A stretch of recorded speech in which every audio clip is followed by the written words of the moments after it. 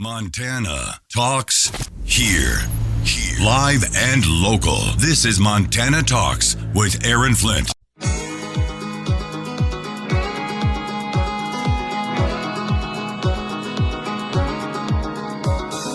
Talking about the issues that matter to Montana, statewide. This is Montana Talks with Aaron Flint. Oh, that's right. I got to go back into my email here for a second. Sometimes I'll miss emails. That's why the Montana Talks app messages are the best way to shoot us a message here, because then our producer Travis sees it. He'll print it up and bring it into the studio here. Sometimes when I'm yapping on the radio, I'll miss an email. But Kelly in Glasgow, he sent an email. Apparently, this is one of the latest Babylon Bee headlines. Here's a Babylon Bee headline for you. Latest polls show Biden will need twice as many fake ballots to win election this year. According to the latest polls, Joe Biden will need twice as many fake ballots to win the election this year. That's the Babylon Bee satirical headline at the babylonbee.com this morning. Kelly, thanks for sending that one in. Oddly, that ties in with a great guest that we're going to have joining us here in just a few minutes. Catherine Engelbrecht was recently on with Tucker Carlson. Catherine Engelbrecht is with an organization called True the Vote, and we've had Catherine on the show before. But this is the question she is asking. Will foreigners be able to choose our next president? Will foreigners be able to choose our next president? Catherine Engelbrecht, True the Vote, will be on here in about 15 minutes. In the meantime, though, we've got the phone lines open for you, 406-294-0970, or you can send us a quick message on our Montana Talks app.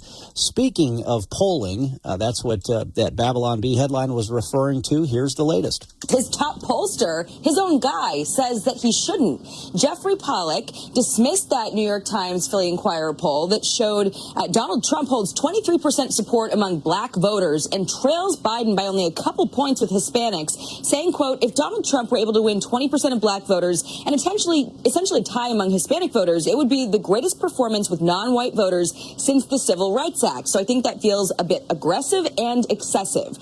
However, Biden's pollster did admit that their own internal data consistently shows that the president needs to do better with black, Hispanic, and young voters. All right, yeah, so what Jackie Heinrich was reporting on there is the fact that apparently Joe Biden is not too pleased with this recent New York Times poll showing his approval ratings on the downward slide with black and Hispanic voters.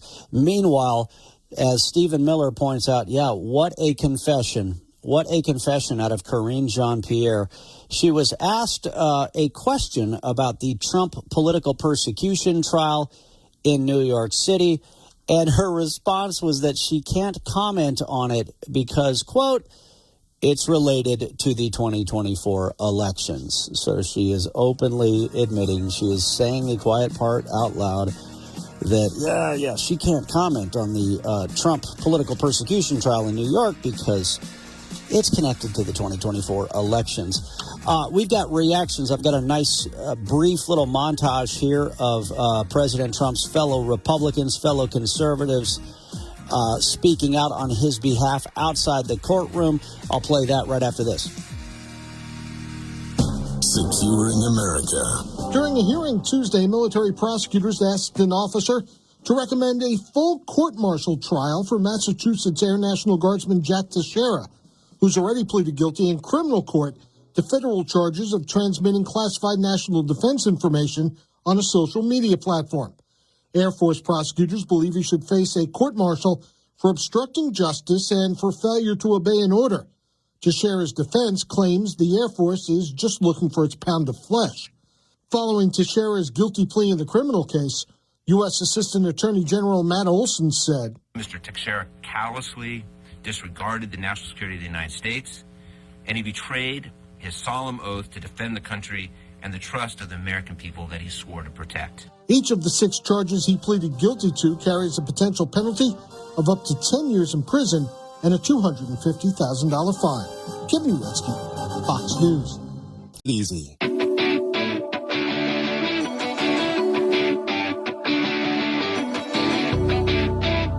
This is where Montana talks. Montana Talks with Aaron Flint.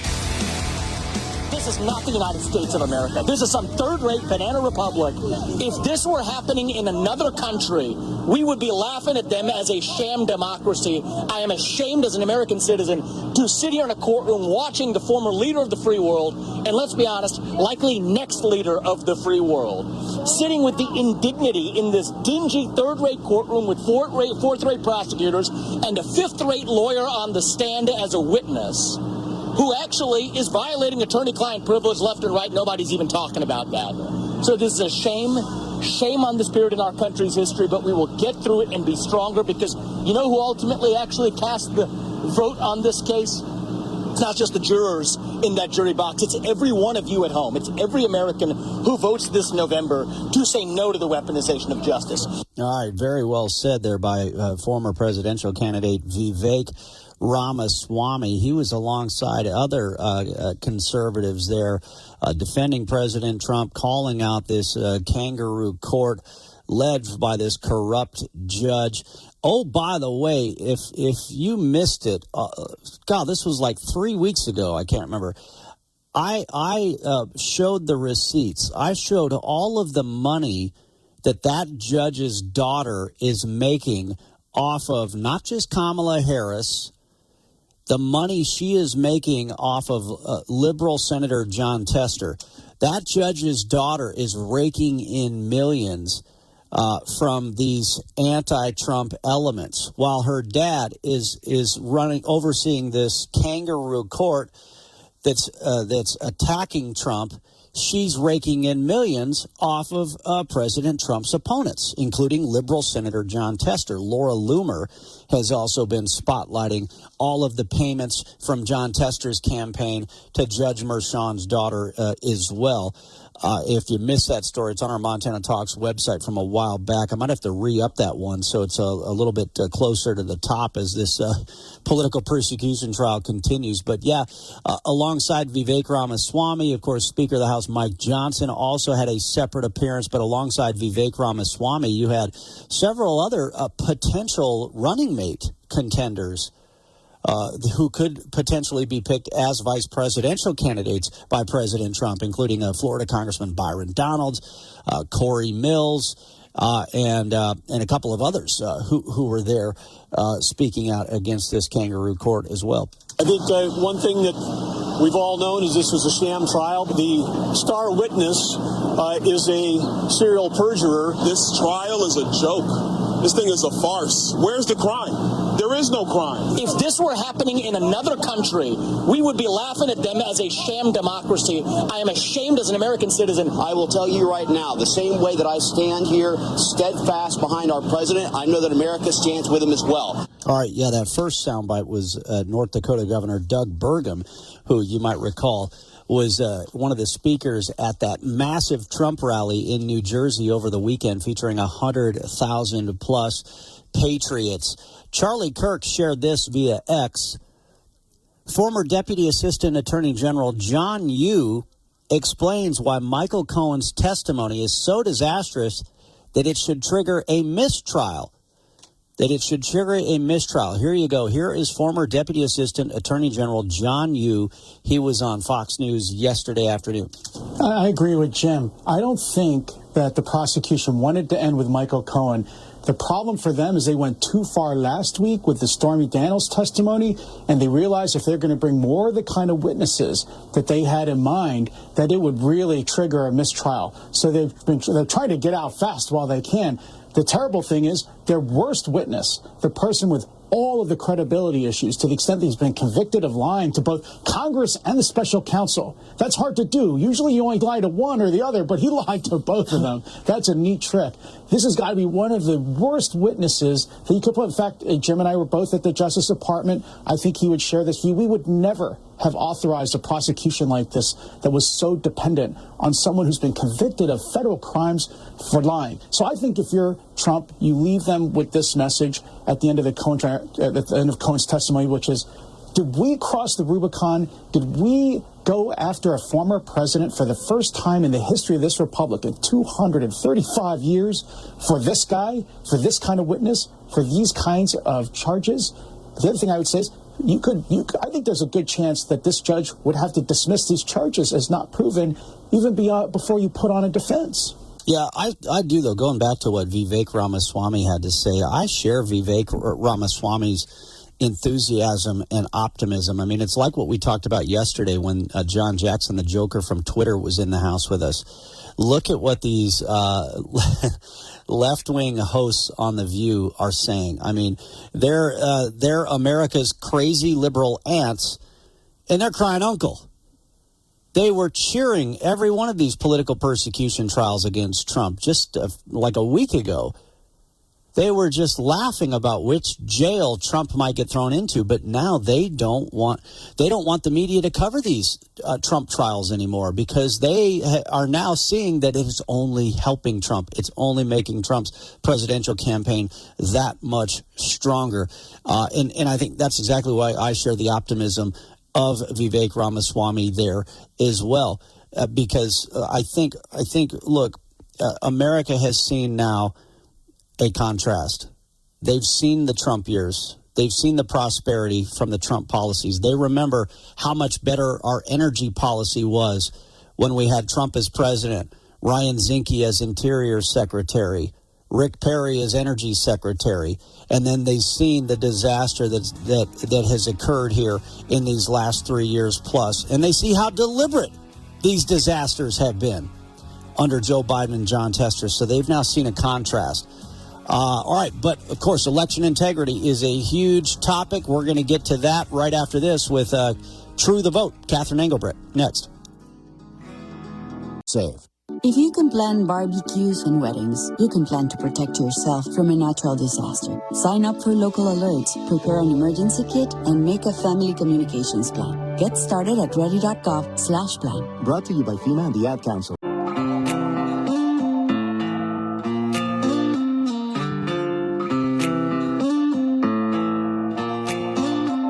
Serving the great state of Montana, from the peaks of the Beartooths to the banks of the Clark Fork River. Montana Talks with Aaron Flint. All right, we should have Catherine Engelbrecht with us here from True the Vote any minute.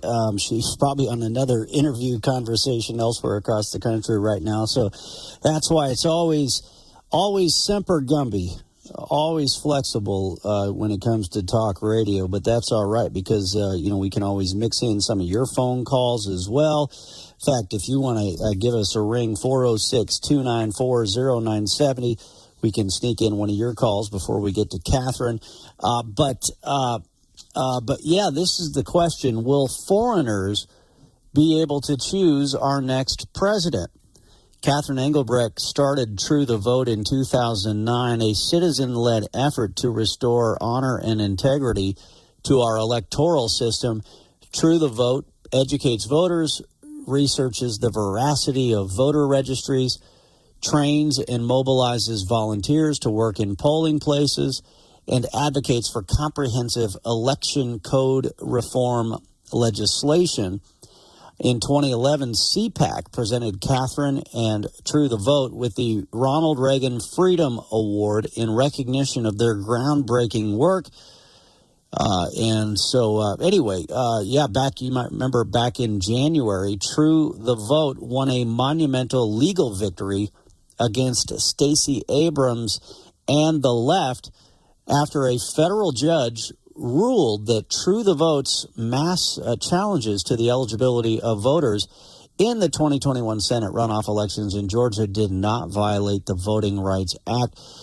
True the Vote has been a leader in the effort to ensure free and fair elections in America. And boy, did we see some shenanigans back in the 2020 elections in particular. We saw where, the signature verification laws were outright ignored or thrown off the books. And then to this question about will foreigners be able to choose our next president? You remember there was an election in Montana. There was a municipal election where 2 non-citizens voted in that municipal election. It was in Dotson, Montana. And in the election for mayor in Dodson, Montana, the winner won by 2 votes. And it was later determined that 2 people who voted were non-citizens. All right, stand by. We do now have Catherine Engelbrecht on the phone lines with us from True the Vote.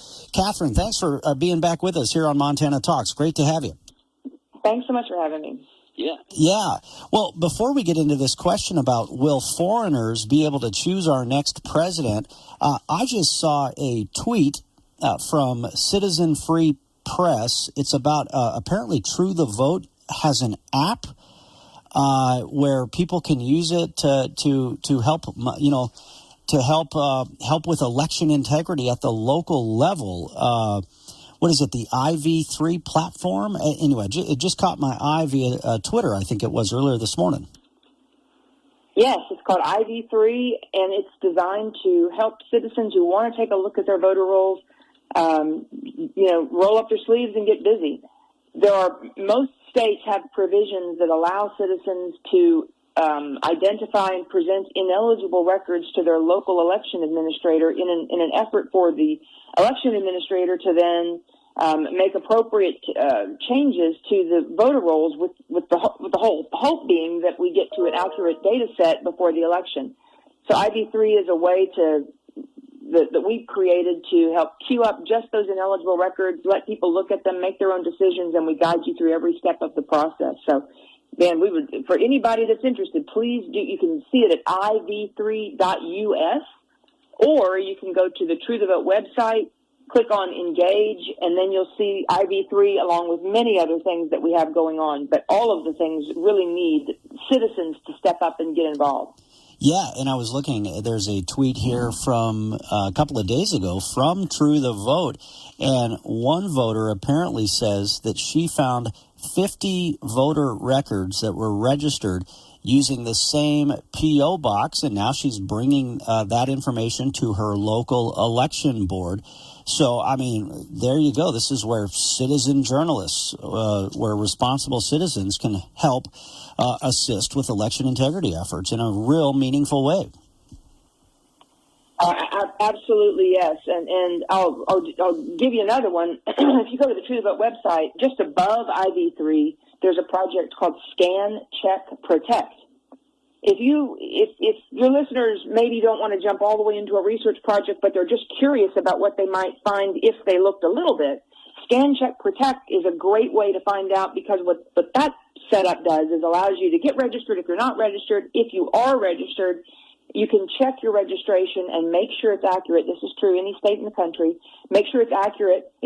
Therefore, if it's not, you can get it cleaned up. But the most important piece of that project is that we talk about if you have ever moved to a state outside of the state in which you were originally registered, then chances are you still have registrations in your wake that need to be addressed. And so we encourage you to go back to every state where you've lived previous to where you live now, see if you're still on the voter rolls, and then we show you how to get yourself removed. So it's a great first step to just validating that your own household is in order. And if everybody did that, we'd be in great shape. Yeah, no, very interesting. Well, and I'm sure you know this. You're probably tracking this, but Montana, we've got the most important U.S. Senate race in the country. Oh, yes, you do. We've got liberal Senator John Tester, fake moderate, and they've already been spending $1 million a week attacking a Navy SEAL Republican candidate, stepping up to take the fight to Tester. And we know they're going to try to pull out all the stops, all the shenanigans. They've already got all their Soros-funded dark money outfits out here doing everything possible. And so I know that, whatever Montanans can do to keep their eyes on election integrity is going to be helpful. Absolutely, yes. And, stepping into that gap and helping make sure the rolls are clean is one thing, but also the getting out the vote and reaching out. We are seeing more and more that it does not matter if you have an R or a D historically associated with your name or your voting pattern. People either want to save the country or they don't. And we need to invite any pro-liberty voter to step in and help be on the right side of history right now. I think it's a different message. It's an exciting time, and there's work enough for everyone. These next few months, no one should be sitting on the sideline. We truly are in a battle for the future of this country.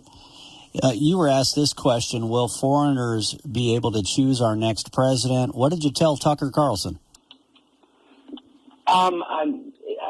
Sadly, I said yes. I mean, that's entirely a possibility, based upon an election process and series of rules and laws that have been set in motion over decades now that have brought us just to the of absolute chaos. And the reasons that support that start back in 1993 with the National Voter Registration Act, which required that all social service programs have as part of their application voter registration.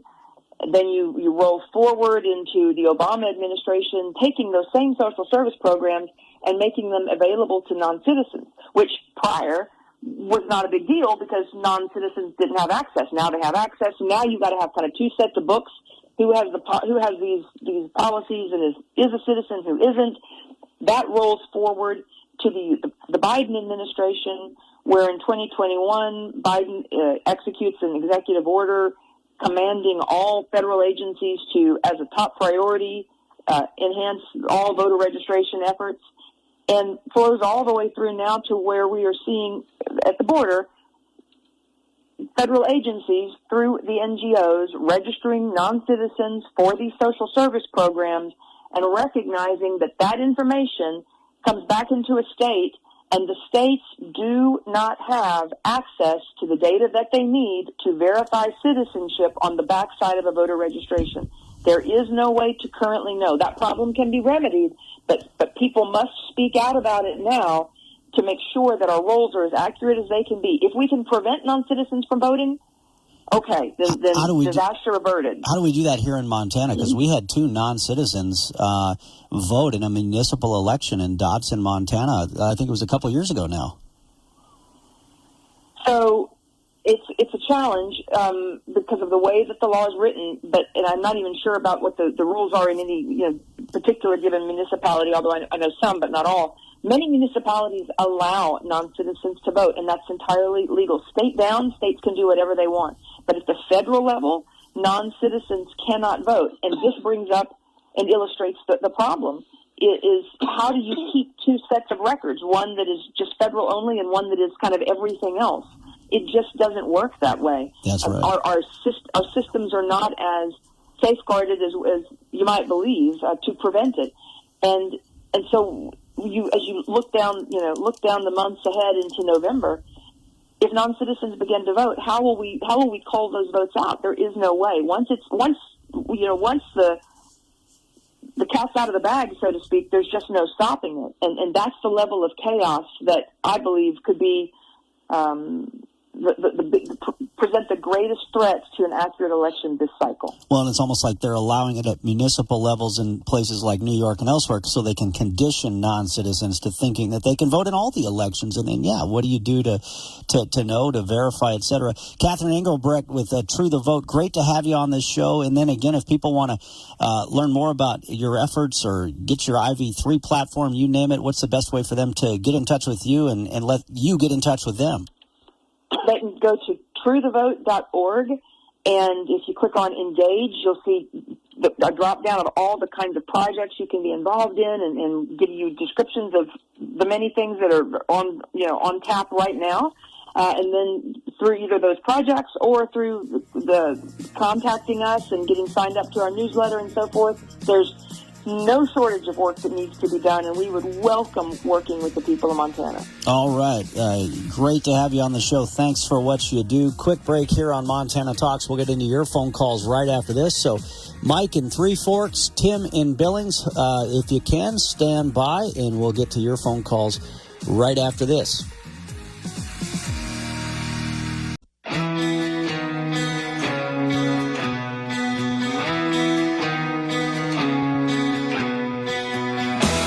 Taking your calls live. 406-294-0970. Montana Talks with Aaron Flint. All right, one of our listeners just sent me a message on Twitter, X, whatever you want to call it. They said, hey, I was trying to take notes while driving when you mentioned this on the radio. I got Corey Swanson written down, but I missed the other one. So they're asking, hey, when it comes to the Supreme Court elections here in Montana, who are the good candidates to vote for here? And so they said, I got Corey Swanson written down. But I missed the other one. Well, the other one is Dan Wilson. Judge Dan Wilson is the judge out of the Flathead County. He's the judge. Remember when Democrat Governor Steve Bullock and his lockdown lawyer, Rafe, or is it Raff? Is it Raff or is it Rafe? Anyway, Rafe they were going around and they were poking these small business owners in the chest. You will shut down your business or else. And this judge said, not so fast. So that is a pro-Constitution judge that understands what America is all about, understands what Montana is all about. If you ask me, just with that one thing right there alone, Dan Wilson is the judge who stood up to Bullock and Rafe. Let's go to Mike in Three Forks. Mike, what's on your mind this morning? Good to hear from you. Well, Aaron, I hate to go backwards, but on Thursday we were talking about school choice, where students could go to a different school. Yeah. And I have a question. I live in the southern end of Broadwater County, and my kids go to Three Forks schools. I get to vote for Gallatin County Three Forks school bond issue, but as you know, I pay more in taxes in Gallatin County than I do Broadwater. How does that work across county lines? So, all right, let's see. I haven't drank enough coffee yet this morning. So your kids, so you pay taxes and your kids go to school in Three Forks, is that right? That is correct. Live in Broadwater County. Oh, okay. The kids go to Three Forks, Gallatin County schools. I see. Now, but you're paying Broadwater. Paying more. But you're paying Broadwater County taxes? No, I pay Gallatin County school taxes. Even though you live in Broadwater County? Oh, yes, that's correct. Okay. Now, would that program go across county lines? If so, why, if there's school choice, how is that not working for me when I'm paying essentially a higher tax? Oh, I see. So the reason why you as a Broadwater County taxpayer is paying Gallatin County school taxes is because your kids go to schools that are within Gallatin County. So what you're saying is, hey, with school choice, my kids could go to Broadwater County schools and then I don't have to pay the Gallatin County taxes. Is that your question? Correct. But obviously, due to our location on the southern end of Broadwater County, Townsend schools are too far away, so they've got an agreement with Gallatin County that everybody's taxes are based on Gallatin County for schools. Interesting. Yeah. That's really interesting. That's a really interesting question. So, yeah, because think about the implications of that in terms of, if you could, if now you decide, well, I want to send my kids to a different school simply so that I can also save on property taxes. Because, great schools on both fronts, right? Three Forks and in Townsend, right? Yeah. Right. But I guess I'm back to the taxes. I'm paying Gallatin County taxes. If I had been going to Townsend High School and decided to go to Three Forks, would that have been covered for, par? There wouldn't have been any upcharge, or am I paying? They'd probably still make you pay the Gallatin County property taxes because, even if you fix the school choice. But wait a minute, Mike. Now, this does not go with the narrative that we've been force-fed by most in the media and by the Democrats. What do you mean? What do you mean there's a difference in property taxes in Gallatin County and in Broadwater County? I thought property taxes, it's all the state's fault. It's the governor's fault, according to Ryan Bussey and the Democrats, the same people who voted against property tax rebates. What do you mean that the counties and localities are responsible for the bulk of these property taxes? That does not fit the narrative, Mike. Exactly. Well, I'll tell you what, they got a great superintendent of schools there in Broadwater County and in Townsend. Susie Headland is a candidate for superintendent of public instruction, and I'll tell you what a great candidate she is. All right. I appreciate it. Hey, thanks for the call. Great to hear from you. Very good question. Hey, you've got good gyms in Three Forks and in Townsend as well, because I think V42 Fitness, we were just there in Three Forks. I think V42 Fitness has a gym in Townsend too, right? Don't they have a second location in Townsend? So, hey, good schools in both spots. A good gym in both spots, but different property taxes. Let's go to Tim in Billings next up. Tim, what's going on? Morning, Aaron. Morning. Getting back to your guest that you had from True the Vote, or is that right? True the Vote. Election integrity, if you think 2020 was goofy, man, this election is going to be insane because they are going to throw everything at us. And I can't remember if it was 2018, maybe even 2016, there was that Professor Epstein, and he talked about how Google, with their analytical manipulation of what people saw, were able to swing, 70 million votes or something like that. And he's still talking about that, and there's been nothing done about it. Social media and these tech companies, they're going to propagandize their users who may be questioning who they're going to vote for, and only show things that the left wants them to see. Oh yeah, and not continuing to do not that. Raise any questions. They're continuing to do They're that. going to do that. Absolutely, they're going to continue to do it. They're going to do it in even more egregious fashion between now and November. There's going to be ballot box stuffing. There's going to be everything that you can imagine going on. But the tech companies are the ones that are going to be able to affect the vote the most. And I don't know what the solution is, but I mean, there needs to be something that our government, which I hate to ask our government to do anything, but our government ought to be able to do something to say, you know what, these tech companies, either it's all open or none of it's open. Like you don't allow any of it, or you allow all of it, and that's it. I mean, I think that's the solution. Yeah, no, it's and this whole thing about non-citizens voting. I mean, John Tester, one of his recent votes, when it comes to the Electoral College and the distribution there, I mean, John Tester voted to strip away power from Montana when he voted to allow non-citizens, illegal aliens, to be included in the census count. I mean, we've got an east and a western congressional district right now. After 2030, could we be back to having one congressional district if we lose more power? If we continue down this path, it wouldn't surprise me. Not only illegals, though, Aaron, he also supports D.C. statehood and Puerto Rican statehood. Yeah. So there we go. Your voice in America as a Montanan gets diminished every time John Tester opens his big fat mouth.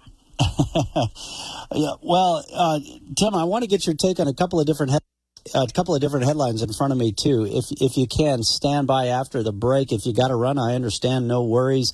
We've got the phone lines open right now, and we'll have the phone lines open as we head into the 9 o'clock hour of the show as well. 294-0970. But yeah, Tim, if you can, stand by. I'll come back to you after the break here. Hey, you guys heard that there is now a remote option. Before it was our Billings area listeners that could benefit from Billings Last Diet. If you're somebody who wants to lose weight, you want to trim down for the summer, or you just want to be around for your kids and your grandkids, and you understand how important obesity is to health and so many health challenges. Well, I'll tell you what, before we would just tell our Billings friends to go check out Billings Last Diet, but now they have a remote option, and their remote option is working very well. We had a listener in Bozeman tell you about it just a few days ago. We had a listener in Bozeman lose 85 to 100 pounds already by remote coaching, meeting with his coaches at Billings Last Diet remotely. They ship him his Ideal Protein food products. He's got a scale at his house, everything.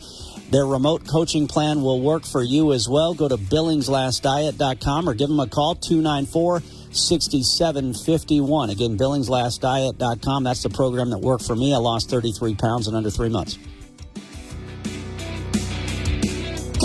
Your morning cup of Sean. This is the Sean Hannity Morning Minute. And Blanche pressing Cohn to say that he lied to them about the Trump organization's proposal to build a Trump-branded skyscraper in Moscow. Cohn replied, yes, the information I gave was not accurate. The Trump's lawyer says, was it a lie? Well, I don't know if I would characterize it as a lie. It was inaccurate. Okay, was it a lie? It wasn't a lie. It wasn't truthful. If you want me to call it a lie, we can call it a lie. I believe the information I gave them is inaccurate. So you're not testifying it's a lie. Sure, I'll say it's a lie. I mean, just imagine if you're a witness. I mean, if you're on the jury and the witness is acting this way. The conservative underground meets later today on the Sean Hannity Show. Hey guys, breaking news. Did you hear that gold hit an all-time high? And based on market analysis, it could soar even higher. With inflation increasing, global tensions escalating, and central banks buying gold at record levels, the gold boom could skyrocket to over $7,000 an ounce. In fact, experts claim that the gold investing menace is just getting started. And that's why we partnered with the highest-rated gold company, Goldco. They have earned over 5,000 five-star reviews from tens of thousands of happy customers who have diversified their savings with gold and silver. Today, Goldco is offering you up to 8 years in free IRA fees plus 8% instant match in bonus silver with a qualified account. Call 855-815-GOLD for free IRA fees, bonus silver, and a free gold and silver info kit. What are you waiting for? Join the tens of thousands of people who have already joined the gold rush and diversified their savings with gold and silver. Call 855-815-GOLD now. That's 855-815-GOLD now. Now. This is the Montana Economic Minute. The challenge of the green energy transition, replacing carbon-emitting power sources with low or zero-emission generation, is often presented as an engineering problem, and it certainly is that. But the reality is that it'll take private investment to make it happen. And the funny thing about investors is that they need to make money. And so it's an economic problem as well. The current situation for solar and wind power is a good example. Well-known intermittency with these two electric power generation sources is coupled with very low production costs when they're producing. That means on sunny or windy days, other generating sources like natural gas are uneconomic to operate. Fair enough, but this makes the construction costs for those thermal generators that are needed when intermittent sources are not producing harder to recoup from their operations. In fact, the larger is the wind and solar share of total power production, the bigger this problem becomes, because more backup power is needed at the same time as opportunities of investors to get a return is shrinking. I'm Patrick Barker. Is approved by Kyle Austin. Brought to you from the Montana Hot Spring Spas, the hot tub company that your friends recommend, Studio.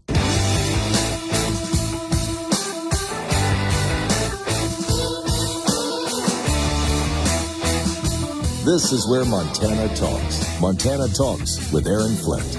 All right. Thankfully, Tim in Billings was able to stick around on the phone lines because I want to get his reaction to a couple of headlines here. I mean, I could read the headlines and I could share the stories with you, give you my reaction, but I have much more fun getting your reactions. That's why we love taking your phone calls here, 294-0970. So, and I know Tim always has some good reactions here. I didn't even give him a heads up on what the headlines are. I'm just going to read these headlines and then get his reaction here live on the air.